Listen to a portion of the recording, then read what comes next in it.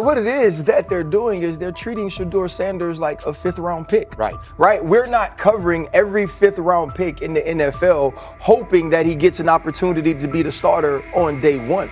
We felt like, oh my goodness, they got a diamond in the rough. Shedeur Sanders fell to the 5th round. They felt like they evaluated him there, and that's where they picked him. And they're playing the guy that they picked in the 3rd round over him because they evaluate him at a higher level than what they do Shedeur Sanders. And I get it. The Cleveland Browns are once again creating problems of their own. Their latest misstep centers on Shedeur Sanders. Ryan Clark and Dan Orlovsky have both noted that Cleveland is repeating the same mistakes. The team spent valuable draft capital and is now undermining that investment. This reflects a persistent issue in the organization's decision-making. It's not just a football decision, it's a pattern of self-inflicted setbacks. Habits and some of the traits that we saw show up in college were very prevalent this past weekend against the Rams. Holding onto the football, catching the snap and not reading the defense, kind of evaluating what the defensive line is doing, and then trying to see if you can go make a play, and that's the concern. Okay, it's 1st and 10. They want a play-action double move at the bottom of the screen. The route doesn't win, and then the protection breaks down a little bit. You're taught as a young quarterback, protection breaks down, find the closest check down. It's right there, it's 1st and 10. He gets to like the 4th part of the... The Cleveland Browns have long carried a reputation for instability. Even when it appears they are turning a corner, the organization finds a way to create new problems. Momentum gives way to questionable decisions and progress stalls. The latest situation centers on Shedeur Sanders. It highlights recurring issues in leadership, planning, and execution. Instead of establishing a clear path forward, Cleveland risks undermining its own investment. There's a lot of players who feel like they should have been picked at a certain spot, should have been viewed in a certain way. But when you get on these teams, it's about developing the team, not doing what's individually best for a certain player. And that's what Kevin Stefanski has to do. And I get it. We want to say all the reasons why what's happening to him isn't right. But maybe we aren't right on the way that not only the entire NFL viewed him, but now the Cleveland Browns view him as well. Shedeur Sanders was not brought in to be a placeholder or a scapegoat. He is expected to be the long-term solution, a high-upside quarterback with the tools, poise, and Sanders' pedigree to elevate the roster. The focus should be on developing him and positioning him to lead the team forward. They sabotaged it. They rigged it against him today, putting him in with 3rd and 4th stringers, 5th stringers. You got no shot at quarterback. They threw him in because they didn't want him to make any more splash and put any more heat on Stefanski. It's a desperate, dangerous situation in which he's got no shot, man. He's throwing to Sal freaking Canella. What? But he got sacked 5 times because he's hanging on the ball trying to make a play, and nobody can separate. Then it comes down to a couple of minutes are left, and Shedeur tries to go on the field, and Stefanski puts Tyler Huntley in place of him. Excruciating to watch. Shedeur Sanders brings accuracy at all levels, steady leadership, and the kind of composure that comes from handling pressure. Fans were energized, and the league was paying attention. For once, Cleveland had a credible source of hope at quarterback, then the familiar pattern returned. Instead of committing to a clear development plan, first-team reps, stable direction, and a defined timeline, the Browns introduced uncertainty and slowed his progress. Rather than building around him and giving Shedeur a direct path to lead, they split priorities and sent mixed signals. The result is momentum stalled at the very point it should be accelerating. I also can't blame anybody who says, I don't necessarily trust this coaching staff to develop a quarterback or to evaluate the quarterback position. They've made some really oddball decisions at this position over the last several years, and I don't blame anybody for questioning, do these guys actually know what they're doing? I don't think that's unfair at all. The thing that I would say is that they're desperate. They're very desperate. Like the entire organization is desperate.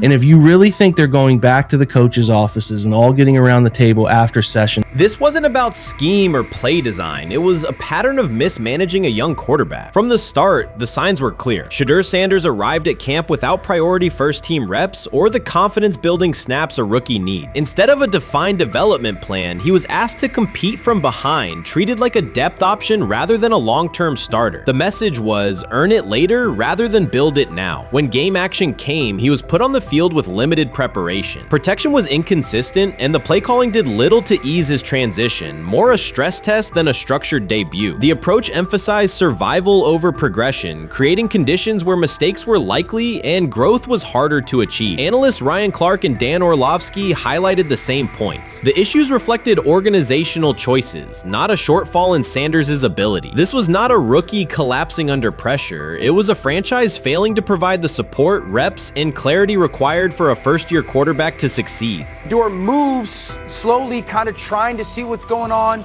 and then that creates that sack fumble. So a lot of the stuff that we just saw in college is a big deal. This ball gets snapped at the 48-yard line. Defense has won the rep. Play is dead. Throw the ball away. Yep. It's first down. But instead we run and it's a 2.5, 3-yard loss. So instead of being 2nd and 10, we're 2nd and 13. We're dead. Again, here's the opportunity to throw the juke route. Hold, scramble. So some of those things that I was and others were concerned about on the college tape showed itself again. This is not the end of the world, though. This is part of his development.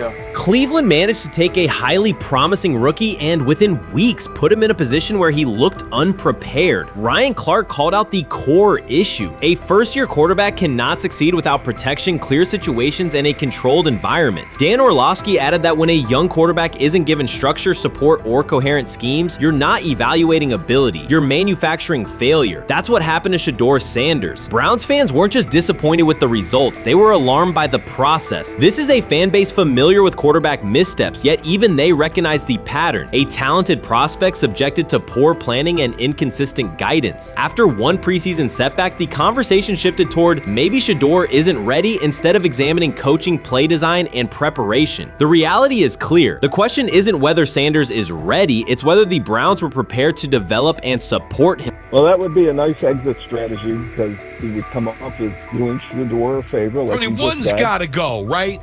One's got to go. See, to clear this thing up. At some point, but I'm sorry, I know they don't care. If they were to trade Shedeur Sanders now after that preseason performance and he would go on to be good. The organization has cycled through quarterbacks for years, and the pattern is unchanged. Blame the player, protect the system, and repeat the same mistakes. Fans are split. Some argue Shedeur Sanders needs time and support, while others treat one rough outing as proof he isn't the answer. That division hides the real problem, the Browns' process. This isn't Shedeur failing, it's the team failing Shedeur. Across the league, successful teams create clear development paths. Kansas City brought Patrick Mahomes along behind a veteran and tailored the offense before handing him the job.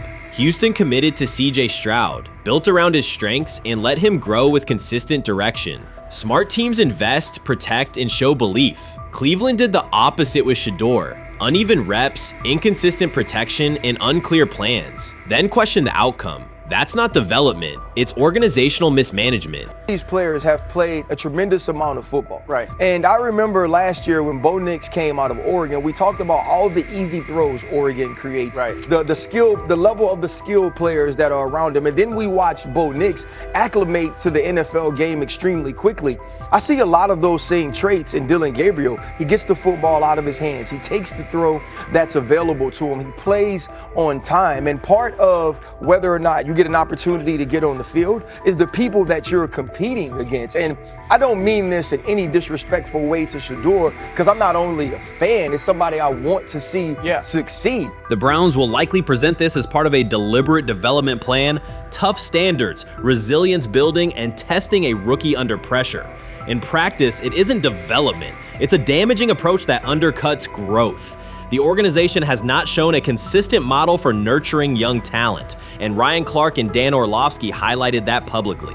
After Shedeur Sanders stumbled in a preseason game, the reaction was immediate. Headlines, polarized fan takes, and sweeping conclusions about his readiness. The front office offered little acknowledgement of the conditions he was placed in.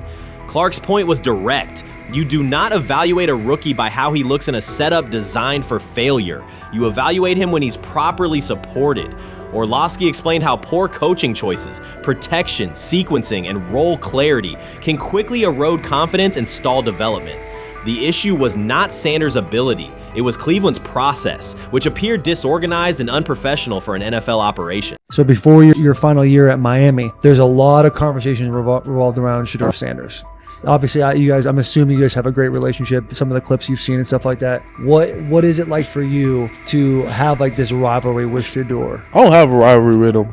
That's my boy. So at the end of the day, this whole process, we thought me and him were going to be 1 and 2 the whole time. Whether he's 1 I'm 2, whether I'm 1, he's 2. And so that's just always been, you know, our mindset. It didn't go that way. I thought he was one of the better quarterbacks in the draft as well, even throughout college. A lot of stuff out there on him ain't really, you know, the truth, just because they spin it different ways. Like they spin stuff about me different ways. But I mean, when he gets his chance, become a starter, I know he's gonna make the most of it. And you know, I'm ready to get back to work with him. You know, after the season, you know, talk some more stuff to him. Cam Ward directly challenged the uneven standards applied to Shedeur Sanders, calling them inconsistent and unfair. By insisting that performance, not politics, guide evaluation, he shifted the discussion from one player to a league-wide problem. Sanders' treatment now serves as a test of how the NFL supports and evaluates emerging quarterbacks. I feel a special relationship with him, especially me. First getting to know him 5 years ago when I started working with him. But it did surprise me because he's a good quarterback. It doesn't get a lot of the credit that he deserves. Especially the plays that he made in Colorado. A lot of quarterbacks and coaches are making those plays. And so when he gets this opportunity, I'm pretty sure having soon today that he'll make sure he'll make plays on the field. Cam Ward's public challenge to the treatment of Shedeur Sanders brought the issue into clear view. For months, discussion around Sanders has centered on his profile, major compensation, a prominent Nike deal, and the expectation to stabilize a struggling franchise. Rather than a standard evaluation of a top prospect, he has faced sustained skepticism from analysts, fans, and league voices. Ward's comments underscored that the standards being applied to Sanders diverge from those used with other rookies. By stating it directly, he did more than support another quarterback. He identified a broader problem in how the league responds to young players with significant visibility. The takeaway is direct. Assessments should reflect on-field performance and development, not external narratives. Generational talent. I'm gonna prove him right. I'm gonna prove him right. Don't worry. Oh my God. An article came out today. I'm generational. So I guess it's article versus article. I like that you think that, man. But we all know the truth. What? Trav gonna be first? You generational, I'm legendary. That's cool. We can be legendary. Legendary get their ass. We'll start doing it in like 5 minutes. Shedeur Sanders entered the league with more than a playbook. He brought a public brand, a family legacy, and expectations unusual for a first-year quarterback. Before his first regular season throw, he was already positioned at the center of attention. Rather than assess him on that reality and his on-field ability, many voices reduced him to marketing, treating visibility as proof of hype instead of performance. Cam Ward pushed back on that framing. His point was simple: judge Sanders by the same criteria applied to other rookies. With Sanders' resume, production, leadership, and composure, most first-year quarterbacks would be discussed as long-term cornerstones. The evaluation should be consistent, focused on development and results, not perception. This is a classic with Shedeur, who I know is a buddy of yours, and how do you think both of you guys will end up doing the league? I think we'll both end up being one of the best quarterbacks in the league. I just think the work that me and him are willing to put in, the relationship we have to constantly compete each and every day, to better our craft, for ourselves. I just think it's gonna end up paying off for us in the long run. Do you guys kid each other about who's going first, and how much does that matter to you? Yeah, we play around, we joke around with it. It really don't mean nothing. The draft pick will never mean anything. At the end of the day, you got to show whether you can prove each and every Sunday. You can't just do it 1 year. Disrespect shows up in two patterns. First, Shedeur Sanders is repeatedly framed through his father, Deion Sanders, as if lineage erases his own work. Discussion drifts to pedigree instead of what the film shows. Second, his visibility is treated with suspicion. His audience reach, partnerships, and ability to lift ratings are labeled hype rather than recognized as value. Instead of acknowledging that he drives demand and expands the stage for his team, critics call it an unfair edge. The result is a skewed evaluation. Star power is held against him while on-field production gets pushed aside. The standard should be consistent. Assess the tape and the development, not the last name or the attention it brings. Well, Ward were microfacts. Cam Ward's remarks went beyond defending Shedeur Sanders. They confronted how the league manages star power. The reality is simple. The NFL markets visibility, but resists it when a player doesn't follow the expected script. Rookies are supposed to be quiet, deferential, and grateful for limited leverage. Sanders arrived with leverage, brand reach, major endorsements, and confidence. And that presence was recast as entitlement. Instead of treating those factors as earned advantages, Sanders, much of the commentary used them to diminish him. Ward called out that contradiction. The same influence the league sells to audiences is criticized when a young player exercises it. His point is a standards problem, not a personality dispute. Evaluate Sanders on his preparation, leadership, and results. Don't penalize him for having a platform or for using the leverage that the modern NFL itself helps create. Now it sounds like the Cleveland Browns are going to all but imprison Shedeur Sanders in the football sense of a very talented rookie quarterback who obviously needs reps, needs an opportunity, and who now, barring some miraculous luck, will not get the opportunity to play in a single real game. I'm sure many around the NFL are celebrating as we speak. They are chuckling about this. Many in the NFL wanted to teach Shedeur and his daddy. Cleveland became the center of the conversation. With Shedeur Sanders attached to a major Nike partnership, the expectation was straightforward. He should be given real game reps. The Browns instead leaned on Joe Flacco as the default choice, treating stability as the safer path while sidelining a quarterback with clear cultural and commercial pull. Each week Sanders didn't see the field, scrutiny grew. Commentary questioned the value of his contract environment and relevance, and fan debate shifted from development to doubt. That wasn't measured evaluation. It was a delay framed as prudence that eroded confidence in the process.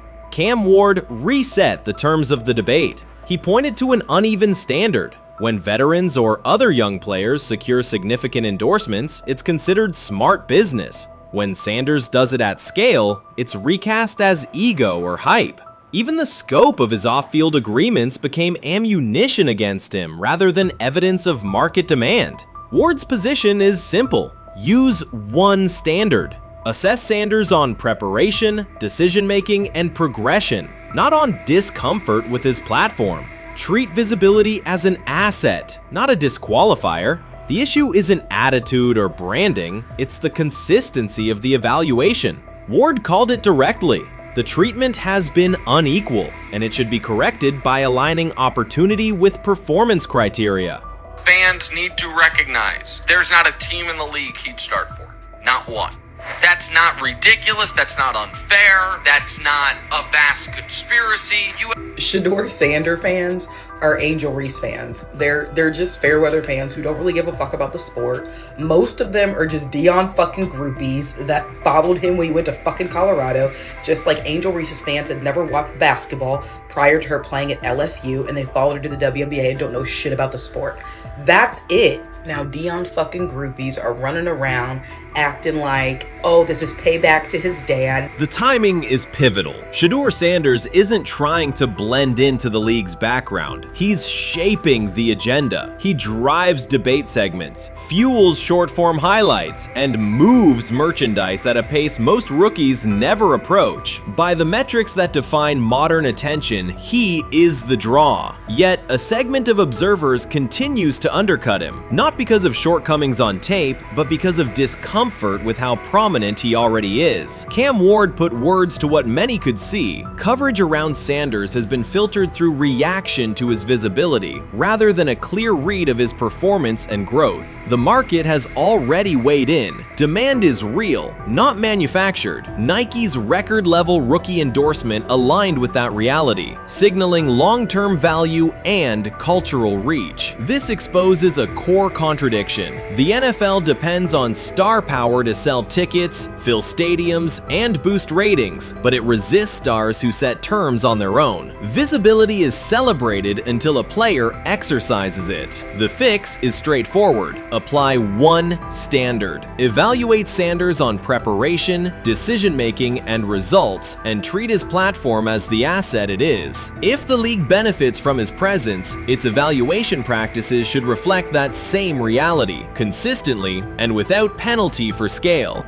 Shedeur Sanders does not depend on league promotion. He established his platform before the NFL and continues to expand it on his own terms. That autonomy challenges the status quo. Cam Ward's support was more than a defense of a teammate. It was a warning that if the league holds to outdated expectations, it risks falling behind the very players who drive audience attention and revenue. Claims that Sanders lacks real popularity ignore measurable facts. A large, active following, consistent merchandise demand, and sustained coverage across major outlets. Doubts about his standing as a quarterback overlook his college production and growth indicators. The pattern is familiar. Efforts to minimize him increase his reach. Each skeptical headline widens the spotlight, and each dismissive take creates more engagement. You cannot reduce a player built for visibility by arguing he should be less visible. The practical outcome is the opposite. Scrutiny becomes signal. Sanders is not merely enduring criticism, he is turning it into momentum, converting attention into leverage on and off the field. They have never loathed college football itself. They have resisted the people determined to reshape it.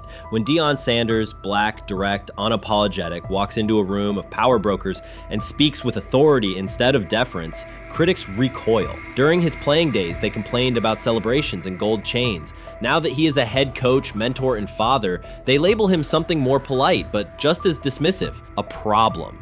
At Big 12 Media Days, Sanders addressed the accelerating chaos of the name, image, likeness market. He said college football needs a salary cap, not to hobble players, but to impose order on a system that showers unproven freshmen with seven-figure promises while the rest of a roster hunts for scraps. He called the situation unsustainable. Within hours, ESPN commentator Paul Feinbaum branded him a hypocrite, arguing that Sanders profited from NIL at Jackson State and now wants rules only because his most marketable athletes have moved on. The accusation spread quickly because it fit a comfortable storyline. Outspoken black coach gains from change, then protests when the advantage disappears. That framing ignores context. Sanders never criticized players earning money. At Jackson State, he urged corporate sponsors to partner with athletes who had been invisible to major brands for decades. What he wants now is stability, standardized guidelines, basic financial literacy, and roster balance that prevents locker rooms from fracturing over uneven payouts. When other coaches, Nick Saban, Dabo Swinney, Lane Kiffin, voiced similar concerns, they were praised for foresight. When Sanders spoke, the tone shifted to suspicion. The difference is not the message, it is the messenger. Feinbaum's response followed a familiar script. When black leaders question the structure of the sport, their motives are interrogated, their credibility attacked, and their competence doubted. He did not level the same charge at Jimbo Fisher when Fisher complained that NIL disturbed recruiting. He stayed silent when Kiffin lamented the transfer portal. But Sanders, who raised enrollment and television ratings at Jackson State, brought unprecedented attention to Colorado in one season and consistently mentors players beyond football, was called opportunistic. Feinbaum dismissed the cultural impact Sanders created, the exposure for historically black colleges, the draft picks developed, the infrastructure improved, reducing his work to a marketing stunt dependent on star sons Shedeur and Shiloh or two-way standout Travis Hunter. Sanders did not retaliate. He returned to practice, media obligations, and recruiting. His confidence is rooted in faith and in the responsibility he feels toward young athletes whose lives will extend decades beyond their highlight clips. When he asks for NIL boundaries, he is thinking about freshmen handed large sums without guidance, families unprepared for sudden wealth, and programs that abandon kids once production stalls. He has watched that cycle from the inside. He wants protections, not restrictions. Critics predicted Colorado would fade once Shedeur and Hunter leave. Instead, Sanders signed blue-chip quarterback G.J. Lewis and a wave of transfers eager to join a program that values personal growth as much as on-field wins. Recruits see a coach who challenges the status quo, who places black culture at the program's center without apology, and who will remain visible when social media buzz cools. They recognize that Sanders does not chase attention. Attention follows his results. Media outlets reduce the upcoming Buffaloes season to a win total prop. 6 victories, give or take. Sanders is playing a longer game. He wants to show young athletes, especially black athletes, that they can lead authentically, speak with conviction, and refuse to shrink for access. Success measured only by the scoreboard misses the point. If Sanders builds men who graduate with financial literacy, self-confidence, and community awareness, he will consider the mission successful,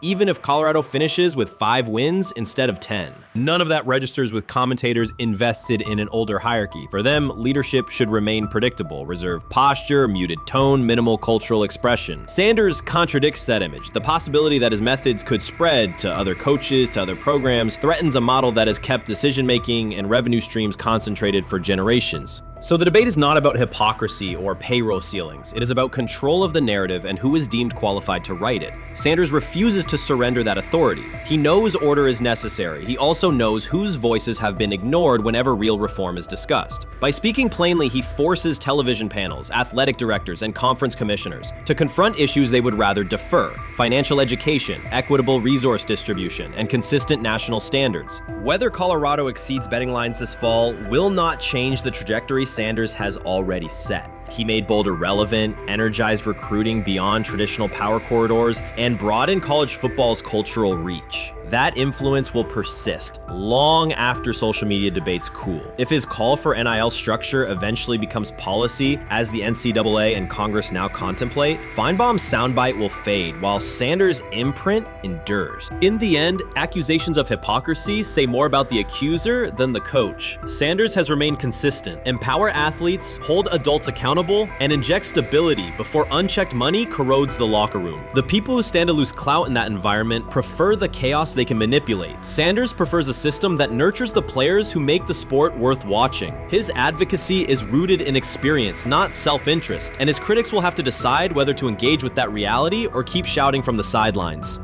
Honestly, guys notice it more when you're out winning games, right? If Cleveland starts off in a bad start, they're not doing well, and all of a sudden Shedeur or Dillon Gabriel are doing well in 7-on-7, they're throwing dimes. In practice drills, the number one defense can't stop them.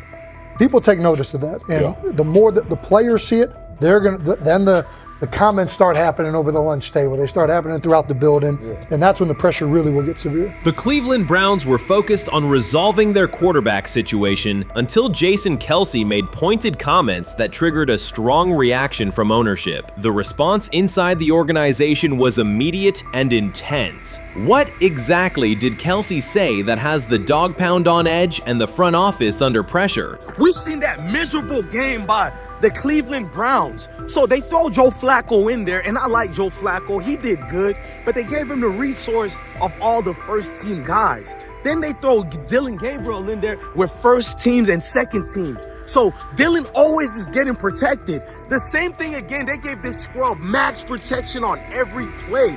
Yeah, he completed some passes, but let's talk about his mistakes. He's still inconsistent with his throws, but he at least had max protection. The Cleveland Browns continue to be defined by inconsistency and avoidable setbacks. Even as fans hoped the organization had turned a corner, Jason Kelsey, fresh off retirement, offered a direct critique that reignited doubts about the team's direction. His remarks implied the franchise's structure and decision-making remain unstable and recent progress may not hold. The takeaway for leadership is straightforward: identify core issues, align on a coherent plan, and execute with discipline. For supporters, it's another sign that the problems run deeper than a single season. They throw Shedeur Sanders in there with the lowest cab drivers you couldn't even get on 5th Street. And I'm pissed off, bro, because the play calling was abysmal. Look, even if you don't like Shedeur didn't even get a chance to be trash. Even if you think Shedeur is garbage, he didn't even get a chance to be garbage. That's how awful the offensive line was. Kevin Stefanski still doesn't want to give Shedeur second strings and first strings reps. Why is that? Browns ownership's response shifted from measured to urgent. The pattern is familiar in Cleveland. The team once treated Johnny Manziel as a franchise solution, retained Hugh Jackson for a second year despite results, and invested heavily in Deshaun Watson through a costly trade and contract. These decisions reflect aggressive but poorly aligned planning. The outcome has been continued instability instead of sustained progress.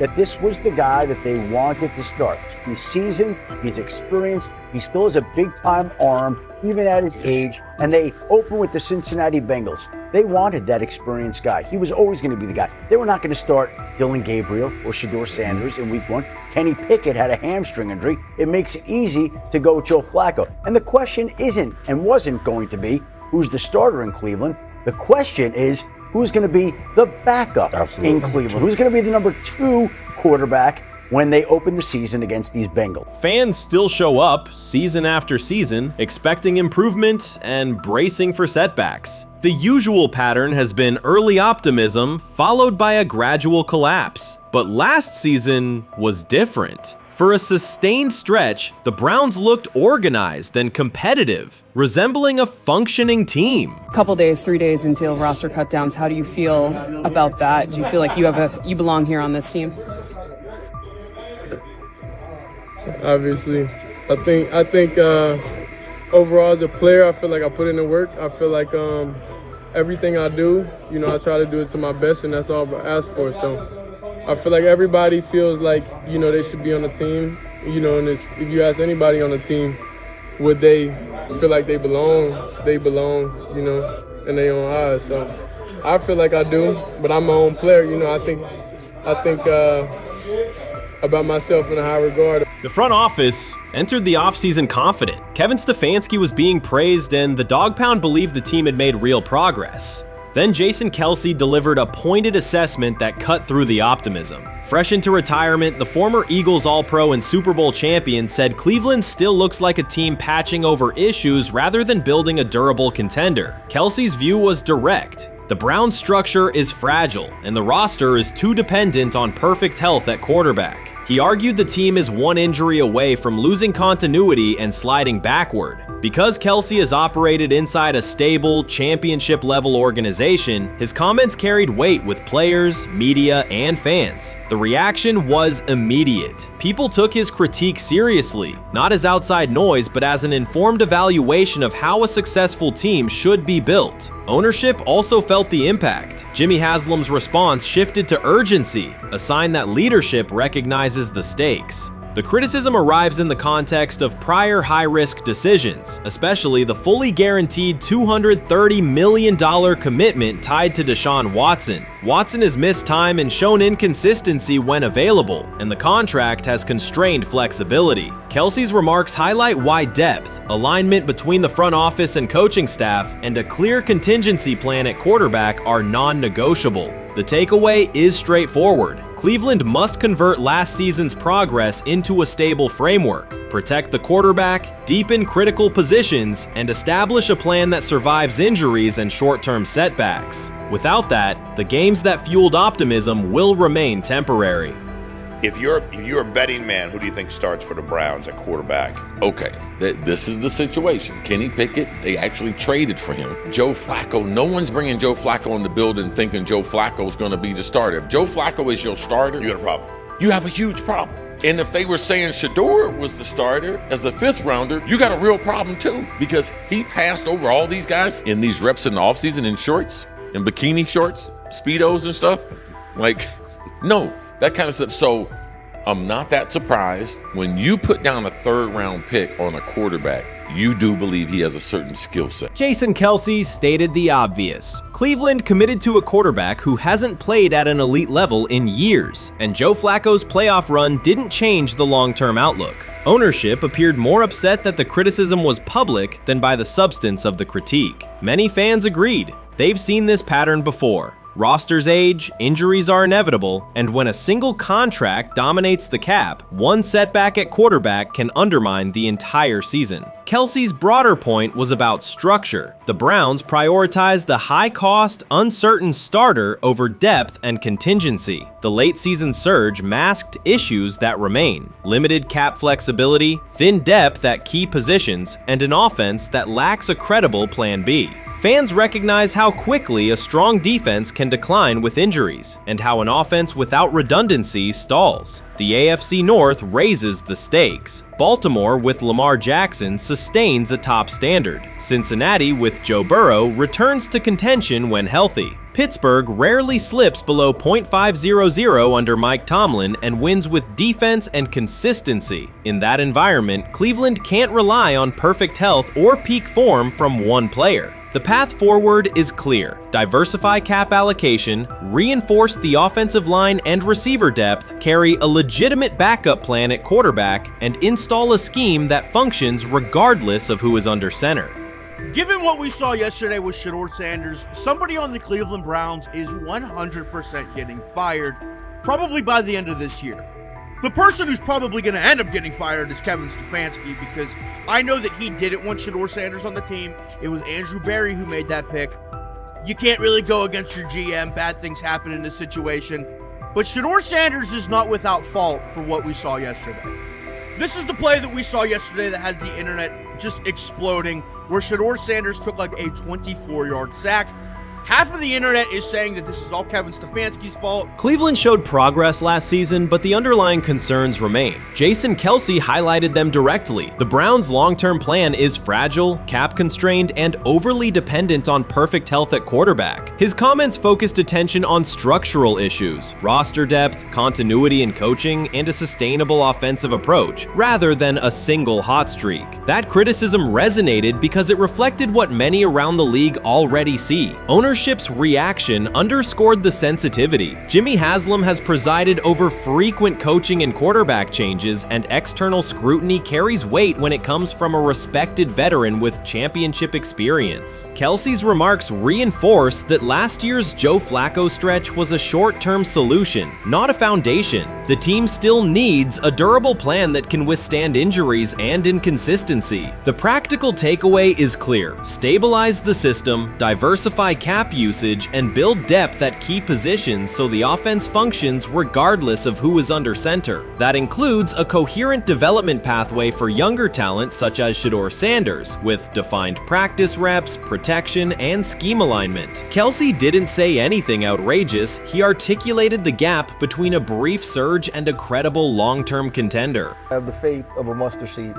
Right, because this is the greatest resurrection since Jesus the Christ. Right, like at some point, Joe Flacco was thinking about getting into TV. Yeah. Right, Joe Flacco didn't have a job, and then now you not only come back and start for the Cleveland Browns late in the 2023 season, but they came back around to you, and you're now the day one starter for a franchise that just 2 years ago was in the playoffs. The Browns' quarterback situation remains unsettled. Deshaun Watson was expected to be the long-term answer, but injuries and inconsistent play have prevented him from reaching an elite level. When the team turned to Joe Flacco after Watson's season deteriorated, Flacco immediately lifted the offense and produced results that highlighted the gap between expectations and reality. That a 39-year-old late addition could outperform a $230 million starter was not just a short-term surprise, it raised fundamental questions about roster construction and evaluation. Quarterback depth has been fragile, and the late-season surge masked broader structural problems. Jason Kelsey's remarks made that clear. Cleveland is vulnerable if the starter is unavailable, cap flexibility is limited, and the offensive plan lacks a stable contingency. His critique drew attention to leadership and planning as much as on-field performance. Jimmy Haslam's strong reaction reflects the pressure on ownership. The organization has promoted a message of stability and progress, but Kelsey's assessment suggested those gains are not yet durable. The path forward requires a realistic approach to the cap, a credible backup plan at quarterback, and a system that holds up regardless of personnel. You can't fire the owner because he can't fire himself. Yeah, someone's head's going to roll, unfortunately, in this situation. And it's probably Stefanski and Barry. I saw on The Athletic. I don't think that's fair, by the way. Stefanski, that part. I agree. I was saying the other day on my podcast that Barry should be fired.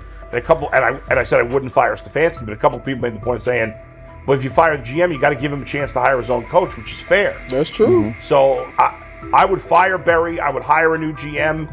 If that GM thinks Kevin Stefanski's a good coach, wants to stick with him. Right. The situation in Cleveland has escalated with the NFL. Sources indicate GM Andrew Barry is prepared to move on from head coach Kevin Stefanski if he refuses to elevate Shedeur Sanders. The Browns are weighing a major quarterback change. Leadership appears to be aligning behind Sanders and pushing for immediate action. This is a high-stakes decision about control and the team's direction. I think it's unfair for me to comment in I guess, maybe on behalf of the industry. All I can say is this, the time that we spent with Shedeur, and what he's done throughout his college career is impressive. He's an impressive young man.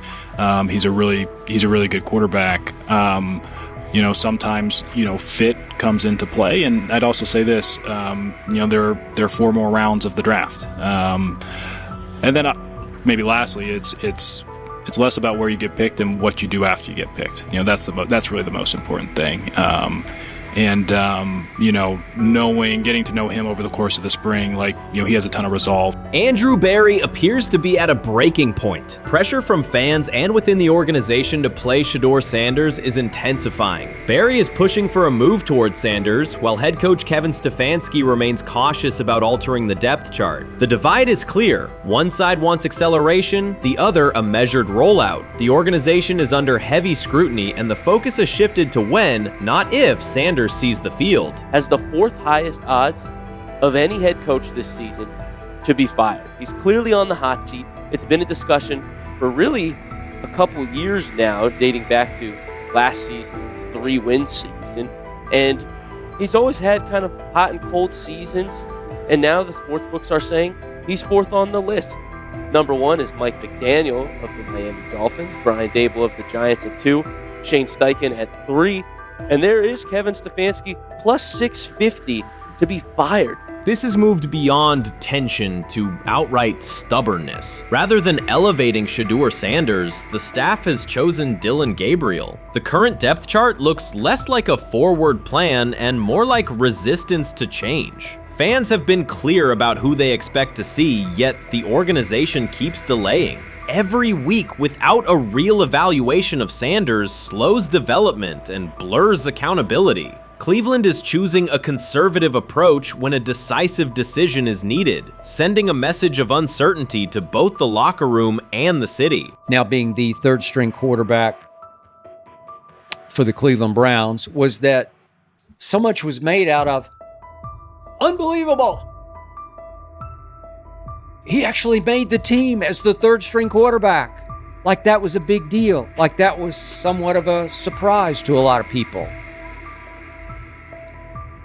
He should have been the first pick in the draft. Kevin Stefanski appears to be doubling down to validate his approach. Despite sustained demand from Browns fans to see Shedeur Sanders reflected in chants, merchandise, and constant discussion, he continues to keep Dillon Gabriel in front on the depth chart. The decision functions as an assertion of control rather than a response to momentum. Even with clear signals from the fan base, Stefanski is staying with Gabriel and delaying a full evaluation of Sanders. It is a deliberate choice to maintain his plan and pacing, not to accelerate change. Cleveland is prioritizing continuity over recalibration, keeping any transition to Sanders on hold. But yeah, I mean, the Browns are in a tough spot.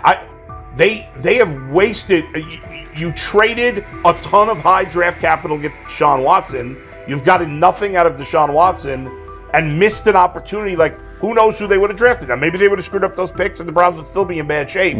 Andrew Berry is likely frustrated watching Dillon Gabriel default to conservative throws while the offense stalls. From a football perspective, this appears to be the hill Kevin Stefanski is choosing to stand on. Keeping Gabriel ahead of Shedeur Sanders has limited the unit's explosiveness and prevented a full evaluation of a higher ceiling option. Drives end quickly, field position flips, and momentum is lost while Sanders remains on the sideline. Fan patience is wearing thin. Each ineffective series intensifies criticism and shifts scrutiny toward the coaching staff's criteria for the depth chart. With every additional snap for Gabriel, the decision reads less like an open competition and more like rigid adherence to a plan that isn't producing results. The optics are clear. A dynamic quarterback sits while a cautious approach keeps the offense in neutral. If this continues, accountability questions will grow inside and outside the building. What performance benchmarks keep Gabriel ahead of Sanders? When will Sanders receive first-team reps in live situations to allow a fair comparison? The front office must decide whether to preserve continuity or pivot toward a timely assessment of Sanders. The longer the current approach stays in place, the more it signals stubbornness rather than adaptation, and the more pressure mounts to realign the plan with on-field output. I honestly see it happening if the Browns lose a bunch of games. Like if they get 5 wins or less, I see the report coming out now that Stefanski will be fired. I don't want it to happen. I want the Browns to be good, win a bunch of games. I think that they're going to be a team that is slept on and can at least get 7 wins, which is why if they don't, I see Stefanski getting all the blame for that, and there'll be a new coach in Cleveland. Because their players, to me, are there once again.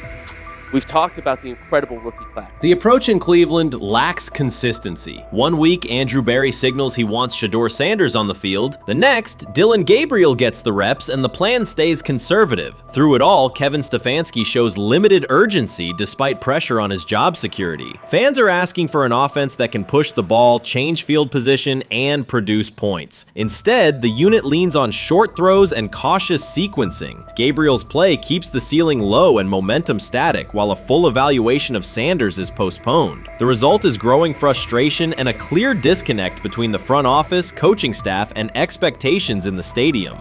The NFL tried to teach him and his father a lesson. You don't act like that. You don't talk like that before a draft. We'll show you how our game is played.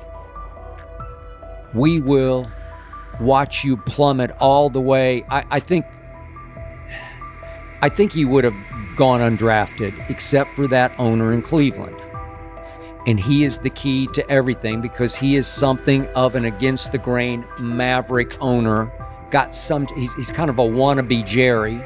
Fan speculation is growing. Some believe Kevin Stefanski lacks confidence in Shedeur Sanders. Others think he's prioritizing Dillon Gabriel for reasons unrelated to performance. A more extreme view claims Stefanski is manipulating outcomes to secure a buyout. Whatever the motive, the risk is clear. This approach is straining his relationship with GM Andrew Berry and alienating the fan base. Pressure is rising, Berry's patience is running out, and supporters have shifted from requests to demands. If the current plan continues, calls for a change in quarterback and accountability will intensify. How you feeling? I'm getting there. You see what I got on, right? That's why I was asking how you help for it. Yeah, I'm getting there. See? Brian, what they had to? I had blood clots. Okay. And they amputated, But I work with it. Man. Yeah, I'm amputated. So I get that work done a couple times a day.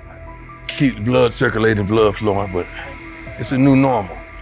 And the best thing about here, we have a whole medical team on the second floor. Right. We have a whole medical floor, which is great. Deion Sanders is shaken, this time not by a hit on the field. In a sudden turn, Ryan Clark has uncovered a serious plot affecting Shedeur Sanders' NFL draft status, and the disclosure is reverberating across the sports community.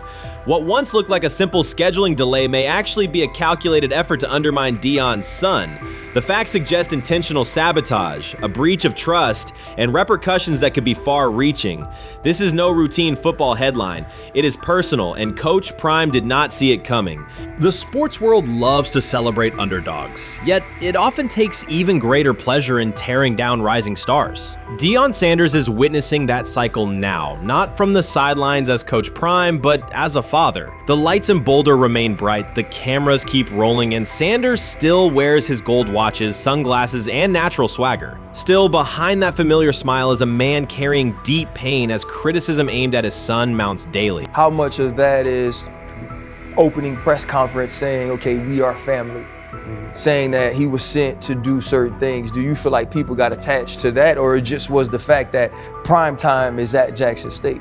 It's prime time. If my son plays cornerback, I want him to be around, in my opinion, the best cornerback ever to touch the field. That's right. If my son played DN, I'd have to talk to you and tell me who's coaching the DNs. That's but right. I was sending my son to play for prime. His pain does not come from critics or losses, but from watching his son, Shedeur Sanders, get pulled into a system where politics outweigh performance. By every metric, arm strength, accuracy, field vision, Shedeur belonged in the top 3 of any NFL mock draft. Defensive coordinators who tried to unsettle him know he never flinches. He owns the unteachable leadership trait that turns strong prospects into franchise cornerstones. Then the narrative shifted. Draft boards that once placed him 2nd or 3rd slid him to 5th, then 12th, and eventually out of the 1st round on some lists. Analysts grew cautious, executives became vague. The statistics stayed strong, and the game film still proved his ability, yet the buzz evaporated. The abrupt silence felt deliberate and wrong. Former NFL safety and respected analyst Ryan Clark then delivered an unfiltered disclosure, not on a scheduled TV segment, but in an unscripted comment. He stated plainly that influential figures inside the league were not overlooking Shedeur Sanders. They were actively holding him back. The motive, Clark said, was political, and the real target was Deion Sanders, Hall of Famer, architect of Jackson State's resurgence, and the coach who turned a 1-11 Colorado program into a national headline. Deion's refusal to conform, wearing sunglasses indoors, dancing with players, speaking candidly, challenged an establishment that favors predictable images and rehearsed statements. According to Clark, that resistance to tradition was not forgotten. When Shedeur displayed the same mix of talent and confidence, concern spread through front offices and media circles. Questions about leadership style and attitude surfaced. Coded language for discomfort with a quarterback who mirrors his outspoken father. Clark's point was clear. The issue is not Shedeur's performance. If he had posted identical numbers at Ohio State or Alabama, endorsements and media specials would follow. Instead, interest cooled, because the Sanders family embodies a self-made identity the league cannot easily manage. Their visible pride and independent brand challenge a system that prizes control. And that threat, not football ability, is what Clark believes is suppressing Shedeur's draft stock. Grab hold of the starting job. Yes, but I don't think we're going to know which one until we get deep into August. Now, I think, we tracked the reps everybody was getting at practice throughout the OTAs and minicamp. But when you talk to people there, they just want to make sure everybody got what they needed. And that, Kenny Pickett, we find out if he has the goods to be the starter. Joe Flacco, they back him off a little bit. He's 40. He may not need as much. The rookies, Shedeur Sanders and Dillon Gabriel, what do they need to learn to make the transition from the college game to the pro game? That's what the spring was about for the Browns quarterbacks. Now, Shedeur Sanders has moved from social media celebrity to on-field standout, and ESPN now lists him among its first-team candidates. Reactions are split. Some fans are impressed while others are skeptical. Whether this reflects Deion Sanders' long-term strategy or simply Shedeur's rapid development, the story is drawing widespread attention. Here's a look at what led to this moment. They never planned on taking him. The problem is, like Ocho Cinco said, you got somebody that has endeared himself to the locker room. And guess what? The difference between him and Tim Tebow, the biggest one, is he can play. He can throw the ball. Tim Tebow running around being an H-back, he can throw the ball. And he's done everything he needs to do. He ain't saying nothing. He ain't rocking the boat. He ain't mad about the reps. He ain't mad about none of that. All the people out there want to see is this, like Tyver said earlier. We want to see what he can do with Jerry Jeudy. Online reactions are sharply divided. Some fans strongly support Sanders, while others argue he is overrated. Traditional analysts cite statistics and claim his recognition comes mainly from his father's name. Sanders supporters are actively celebrating his rise and already predicting a future NFL career. Sports media outlets have made his candidacy a central topic of debate. The discussion now extends beyond statistics and victories to include his marketability, public image, and on-field presence. Sorry, is Shedeur Sanders going to get a chance to win this job? Do you believe he gets a legit shot to win this job? Listen, I think, first of all, the action's going to really start in training camp. Like, forget all the OTA stuff. You don't win a job in OTA. The real action starts in training camp. And just like Shedeur said, during the mini camp, when it's time to take your reps, you got to make the most of it. Because I think early on, there's going to be a lot. Remember, Joe Flacco didn't hardly practice in OTAs and mini camps because they were giving the young guys. Right. So when he gets his opportunity, he's going to have to make the most of it. Analysts are closely reviewing game footage to evaluate Sanders' decisions and mechanics, while others examine his social media activity to see how he balances content creation with quarterback duty. Shedeur Sanders' placement on ESPN's early first-team list has taken over the college football conversation. Supporters circulate his highlights and argue that his on-field production and leadership justify the honor. Skeptics claim the recognition relies too heavily on his family name and question whether his resume is strong enough for first-team status. Analysts are rewatching game footage to assess his reads, accuracy, and pocket presence, while others examine how he balances a high-profile social media presence with quarterback responsibilities. The debate has pushed other storylines, such as conference realignment and NIL issues, into the background, leaving fans and commentators focused on Sanders' performance, marketability, and overall impact on the sport. I'll keep saying it. I believe Shedeur Sanders should play more games than any other quarterback on this roster this year, because he's the only guy that I look at and say they might have something here. Because I'm telling you right now, they left night one of the draft saying we are taking our quarterback next year. So it's on Shedeur or Dillon or Kenny, probably not Joe, to change their mind. To change their mind. But you got to find out. You gotta find out. Opinions differ on whether Sanders is benefiting from his family name or simply showing real progress, but the attention is undeniable. Social media is flooded with edited images elevating him to legendary status. Critics argue the first-team nod is driven by hype and marketability, while supporters point to his flashes of strong arm talent, field vision, and decision-making. Regardless of motive, the announcement has dominated the football news cycle and intensified debate over how much of his rise is performance-based versus media-driven. Highlight reels rarely show Sanders' turnovers, late-game mistakes, or inconsistent stretches. Being named to a first-team watch list suggests sustained dominance, something Sanders has displayed only in flashes. His selection appears driven as much by brand recognition and media appeal as by performance. ESPN's decision has intensified debate. Data-driven critics post statistics that question his resume, while passionate supporters predict awards and future NFL success. Commentators recall a time when first-team consideration required years of proven excellence. Yet many fans already see the announcement as confirmation that Sanders is on track for major college football honors. Shedeur Sanders has earned first-team reps when training camp commences later in July. I'm not saying like he's the first guy up when you do 11 on 11s, day 1, 2, 3, 4, 5 at training camp. I'm not necessarily saying that. But he's the one quarterback that we didn't get a chance to see take reps with the ones. But I think Shedeur has a chance to like make this conversation interesting if he gets those reps with the ones and he has the same success that he did with the 2s, the 3s, and the 4s. I have confidence he can show you something, but I got to see it.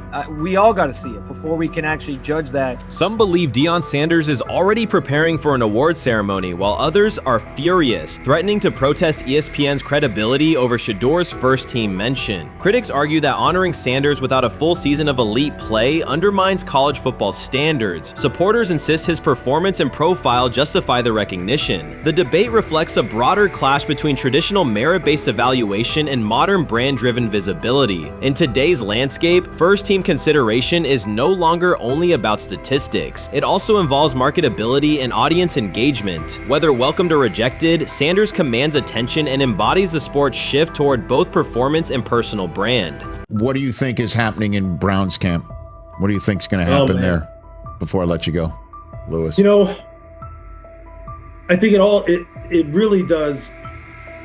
It really does all depend on how Kevin is able to, as it relates to Shedeur, work him in enough.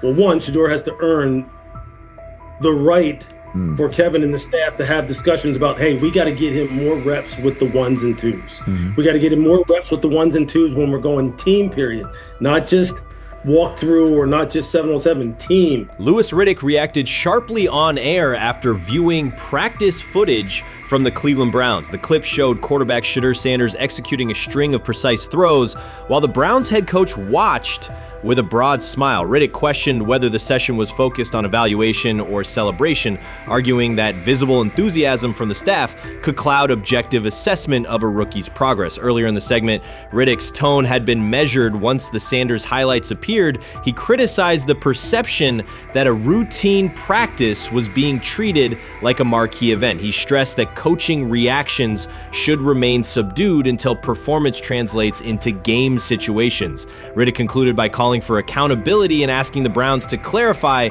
how they plan to manage expectations for Shedeur Sanders as training camp continues. Couldn't imagine me myself saying, hey, you know what? As someone who has been at the very bottom to try and ascend to like some level of success, I could never imagine going, you know what would be really cool? I'm gonna play a joke on someone like this and make pretend that I'm a GM and I'm drafting you when actually I'm not, and then I'm gonna hang up and just giggle about it. I mean, what the hell are we doing? Seriously, what are we doing when we think that that kind of crap is funny? I don't know. Trying to get likes on TikTok. I don't have the right words for it. Right, Lewis, I'm gonna say this. I don't have the right words for it. Few situations unsettle a former front office executive faster than watching coaches celebrate a rookie quarterback before pads come on in August. In Louis Riddick's view, the Browns staff did more than acknowledge promise. They acted as though they had already secured their franchise leader. Throughout the session, Shedeur Sanders delivered 40-yard throws off his back foot, ran crisp 2-minute drills, and displayed steadiness rare for a first-year player. According to reports, each successful rep drew audible admiration from the sideline, highlighting how quickly enthusiasm has escalated. When Riddick reviewed the same practice tape and heard the glowing comments, he challenged the reaction on live television. He argued that a few controlled drills should not override the methodical scouting and development work that normally guides roster decisions. Riddick's criticism focused less on Sanders' talent than on the evaluation process. He warned that comparing a prospect to established stars or joking about renaming the stadium creates pressure before the player has taken an NFL hit, faced a disguised coverage, or logged a preseason snap. Praising potential is acceptable, he said, but anointing a savior in July risks repeating the organization's history of premature quarterback expectations. Sanders brings confidence shaped by his father's legacy and his own disciplined preparation, yet Riddick insists that progress must be confirmed over time. He urged the Browns to temper public excitement, follow a structured development plan, and reserve celebratory reactions for on-field results that matter. Regular season production under live pressure, not highlight clips from a midsummer workout. He has to earn that. Kevin has to figure out a way to do that, so then you can reasonably assess what you have in him compared to Dylan Gabriel, compared to Kenny, compared to Joe Flacco.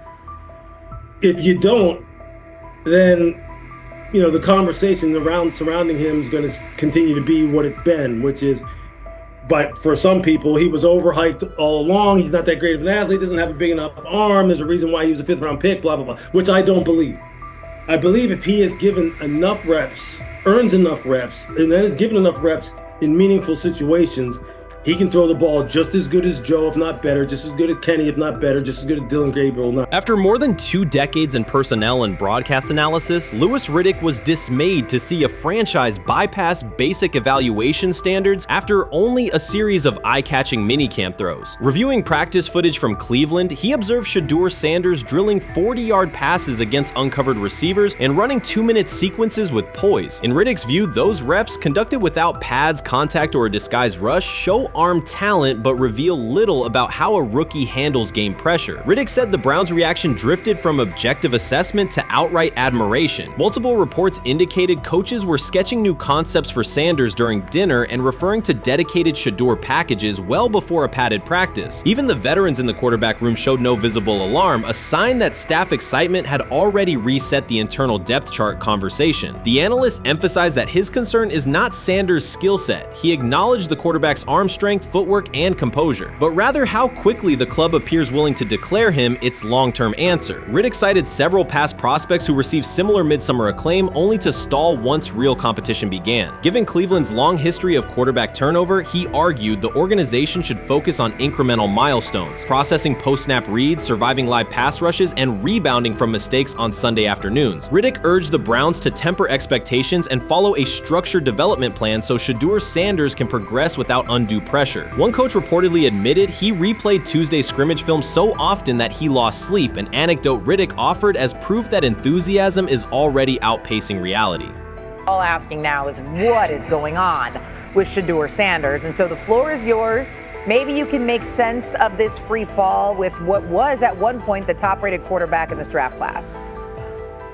Yeah, see, I think at this point in time, this really isn't a football discussion any longer. This is a personal discussion. This is about it's a fit discussion. It's whether or not teams are just comfortable with everything that comes along with Shedeur in terms of who he is as a person, all the people that are surrounding him in terms of his inner circle, and whether or not teams deem that to be something that they're comfortable with. Right or wrong, that's the only conclusion you can really come to at this point. Louis Riddick voiced an escalating concern during the segment. Having witnessed numerous quarterback setbacks in his career, he worries another may be forming, not because Shedeur Sanders lacks talent, but because the praise around him is growing without restraint. Sanders has simply attended practice, delivered accurate passes, led the huddle, and shown the composure expected of an NFL player. Riddick fears the Browns' reaction, treating routine drills as proof of long-term success, risks setting premature expectations. He cautioned that the organization seems ready to celebrate a franchise savior before Sanders has taken a competitive snap, noting that such early adulation has derailed promising prospects in the past and could impede Sanders' measured development. I'm about to unleash about Shedeur Sanders. I just watched what happened to Shedeur Sanders in the Cleveland Browns' third and final preseason game. And I'm outraged, I'm sickened, and I'm saddened. By the way, Shedeur continues to be treated in the National Football League now by those sorry-ass Browns and sorry-ass Kevin Stefanski. The Cleveland Browns are once again mishandling a promising quarterback. Skip Bayless criticized the organization for failing to develop Shedeur Sanders and for misusing his skill set. He argued that the team's decisions are undermining Sanders' progress and turning a major investment into a cautionary example. Bayless pointed to inconsistent usage, questionable play calling, and a lack of clear direction as key issues limiting Sanders. He said the Browns need a defined development plan and stronger support if they expect Sanders to succeed. Skip Bayless delivered a direct, critical assessment this week. After seeing Shedeur Sanders in a Browns uniform, he argued that Cleveland is mishandling the quarterback and undermining his development. Bayless said the team's approach shows poor planning and inadequate support around Sanders. He dismissed excuses about strategy and emphasized the need for better coaching, deployment, and protection. In his view, the Browns are setting themselves up for problems before the season begins unless they establish a clear plan for Sanders. Given the team's recent decisions, his reaction is understandable. Cleveland has a history of inconsistent quarterback development. Shedeur Sanders is a premium prospect, the son of a Hall of Famer, a proven college performer, and a widely recognized figure. The organization should prioritize his reps, protection, and a clear development plan, not place him behind Dillon Gabriel as if he were a secondary option. But I'm going to answer this question by saying Shedeur Sanders, and I'm going to tell you why. I think he's being set up to fail. That's right, I'm going to say it. Okay. Here we are on national television, right? There's been 11 practices, if I remember correctly.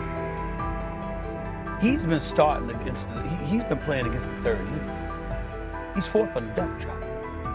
And then suddenly you throw him into the start line, and he hasn't had any reps for the first team at all. Think about that. So you just gonna throw him to the wolves like that, huh?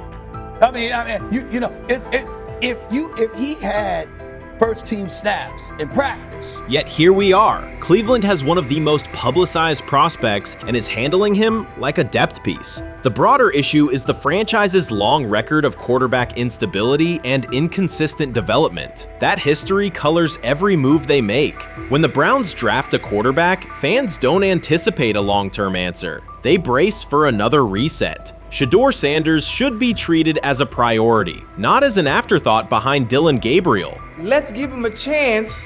Let's give him a chance with the play calling. You know you have an offensive line that isn't playing that well. So what do? Why not just play the short game so he can get the ball out of his hands very fast to run a competent goddamn offense? Outside of that, Shedeur has to be better in understanding that the offensive line that you're working with right now is not adequate. Why not allow the players that are competing for a job, in this instance, Shedeur Sanders, to finish off the 2-minute drill? When Browns fans see another quarterback selected, they brace for another setback. The franchise's recent history, from Johnny Manziel's failed stint to the rocky handling of Baker Mayfield, reflects inconsistent development and short-term decision-making. Against that backdrop, Skip Bayless's reaction to Shedeur Sanders on Cleveland's roster was blunt. He argued the team is already mishandling a premium prospect by treating him as a secondary option instead of a centerpiece for the future. Bayless's position is straightforward. Sanders is not just a name, he brings proven college production, leadership traits, and significant visibility that can strengthen both the offense and the organization's broader profile. Burying him on the depth chart behind Dillon Gabriel signals a lack of a clear development plan and wastes early momentum. Instead, Bayless contends, Cleveland should establish a defined pathway. First-team practice reps, protection and personnel tailored to his strengths, deliberate play calling that accelerates processing, and measured in-game opportunities that build confidence and execution. In his view, the Browns need alignment from the front office to the coaching staff to prioritize Sanders' growth. Continuing to treat him like a depth piece risks repeating the same cycle that has undermined previous quarterbacks. Committing to a coherent plan gives Sanders and the franchise a realistic chance to convert potential into sustained performance.